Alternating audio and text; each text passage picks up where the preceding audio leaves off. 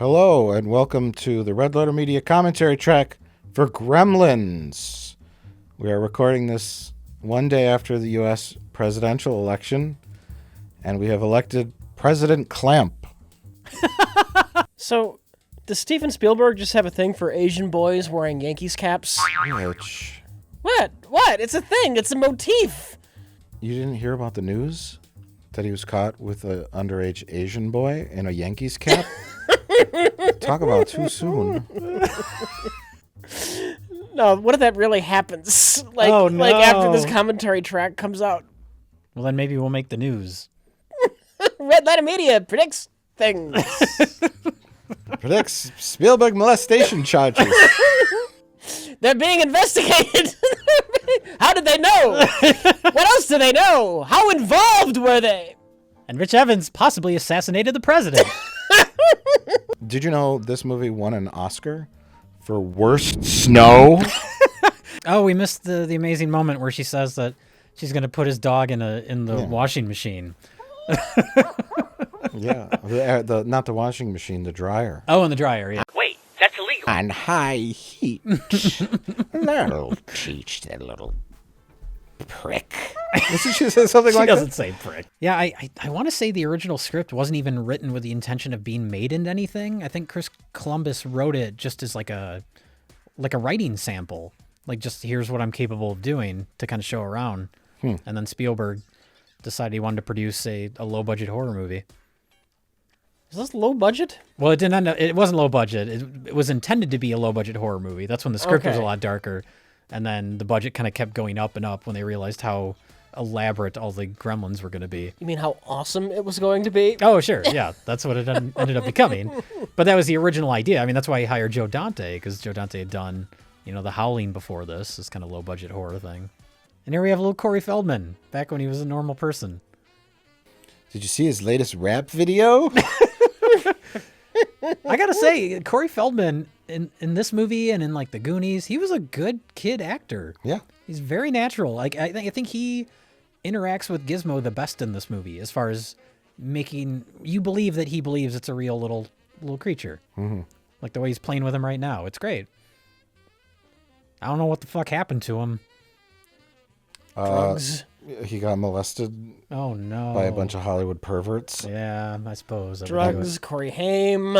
I'm going to say two things. Drugs and being molested by Hollywood perverts probably fucked his brain up. That's okay. To where he now thinks that he's the reincarnation of Michael Jackson or something. Yeah.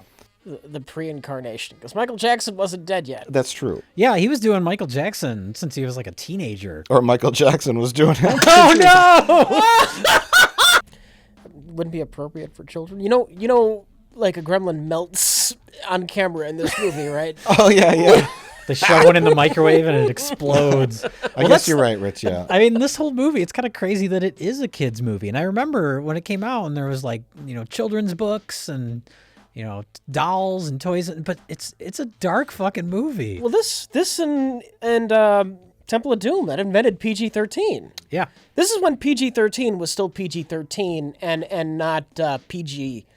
Well, technically, this was before PG-13. This and Temple of Doom were the movies that made them decide they had to have it. So this is a PG movie, which is kind of crazy. Oh, yeah, he's trying to offer him a candy bar. Oh, yeah. Hey, I remember those stools. We had those in the high school science room. Now they're all plush. Backs on the chair. Now they're like reclining puffy chairs like in the movie theaters. Back in my day, Oh, Rich. we had to sit on rocks. It's like a weird Nixon poster on his wall. Love that shot. Just them endlessly laughing at the chaos that they're causing is so great. That one laughing so hysterically. Here goes their house. Messing with the stoplights. Yeah. And we saved some production budget here. By not showing the crash. Yeah. Yeah. A nice wide shot of cars crashing into each other would have been nice. Would have been nice. Oh, sure. Great for the trailer.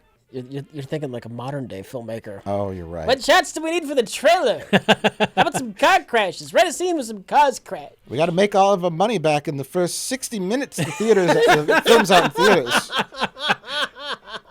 Or else 50 people lose their jobs. Is that Gizmo? That's Gizmo. Holy fuck. You Why just does he look like a burn victim? Why does he look evil? He looks terrible. Eagle. They've come for me. What does that even mean? The demons, because she's evil. Yeah. They come to drag her to hell. She knew this would happen eventually. Oh, it's just the best. The gremlins are just so full of joy at every moment of causing all this madness. Oh no, the commentary track at this point is just going to turn into us laughing at all the visuals. Yeah. It's just, this movie's hilarious. Are we to assume that these are the only two cops in Kingston Falls? Yep. Okay. Though, will you give the reboot credit if Clamp is president? Oh my god, that would be That would amazing. be funny. Yeah, that would be really clever. Which means it won't happen. Yeah. No, they'll stick close to this movie. There'll be nothing related to Gremlins 2 because that movie didn't do very well. I don't know. I gotta that Clamp. That's just too easy. We get that same actor Yeah. back. Yeah. It's too easy. President Clamp, we have a Gremlins President film. Clamp. Not those green things, Ken. Even if it's just a glorified cameo or Yeah. Mr. President, we have a problem, and then it's Clamp. Can Joe Dante make Gremlins 3? Does he? Can we start a Kickstarter fund? To get Joe Dante to do Gremlins 3. Yeah. Just have it be like on a national scale. Because this one was in a small town. The second one was in New York City. Yeah. Now it's a national crisis, and we have a President Clamp. Now you're Mike, you're okay with Gremlins 2 now, right? I seem to recall years ago talking to you about it and you hating it. I appreciate it. When I saw it as a kid, because when did that come out? 89? 91. 91? Maybe It was 90. 5 years after this one, so I think, what would that be, 89? I want to Okay. say it was 89, like Batman. Yeah, that's Yeah, true. it was right around the time of Batman. I remember seeing I remember reading Roger Ebert's review, and he gave it 2.5 stars. And they showed a shot of Billy Peltzer in the dentist chair on the Gremlin, because I was so excited to see Gremlins 2. Yeah. And I'm like, oh, they're in a giant office tower. This is going to be great. And then, when they broke the fourth wall and, Hulk Hogan came out in the theater, and I'm like, what? If you're excited for a traditional sequel to Gremlins, that's not it. Yeah. But over time, I do appreciate a lot of the humor in it. Yeah. I need to rewatch it. Yeah. It's a wonderful. I mean, it's basically taking everything that made this movie popular and making fun of it. Yeah. I know only the reason story it- behind it. Yeah, the only reason it exists is that it's 5 years after the original movie because they'd been trying to do sequels, they couldn't get anything to Yeah. work, and so they went back to Joe Dante and they're like, maybe you had something to do with why the original was successful. Can you come back and do it? You can do whatever you want, and that's why he agreed to do it. And he had no interest in just redoing the first movie. So he's like, can I make fun of it? So that whole movie is just making fun of everything that was successful about the original film.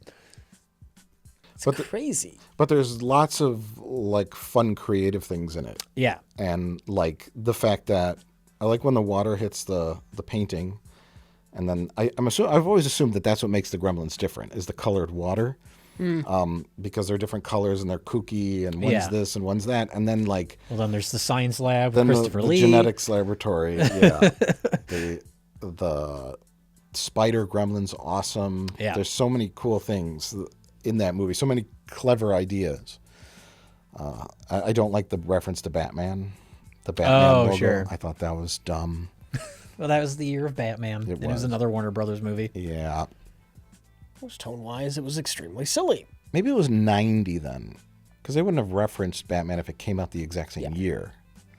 Yeah, Okay. I'm pretty sure it was 90. It might be 90. 90 or 91, even. I don't think it was that far, but I just love, I mean, I remember seeing that in the theater, and yeah, I was super excited, and I love the part where it looks like the film actually breaks. Yeah. I remember seeing it in the theater, and people in the audience going like, oh, and then the gremlins start making like silhouettes on it. It's like, that's an old, like, that sort of audience participation gag. Like, that's not the kind of thing you see in movies anymore. No. So seeing something like that, like a practical joke on the audience, is pretty, Well, it's pretty great that he got away with it. they have to build a gremlin wall.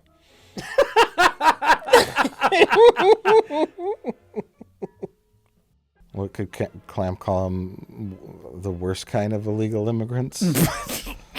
And some of them, I assume, are good gremlins. Reference to, like, Gizmo. These are some bad hombres. They multiply faster than Mexicans. It's a disaster. So how many deaths is Mr. Peltzer responsible for? Because he stole a gremlin? He did technically buy it. It does make you wonder, though, if this guy had no intention of ever selling the Mogwai, why he would leave it in the middle of his store. It's his pet. Sure, He but kept an eye on it. He was being responsible. if He it's had the only one in existence, you're not going to want it to be seen by everybody that comes into your store to purchase He had a things. blanket over the cage, Jay. Oh, okay. Now, if Gizmo ate after midnight, would he be a nice, like, green, evil-looking gremlin? I thought that as well, unfortunately. These are all the questions we thought about as kids. We'll see the answer in Gremlins 3.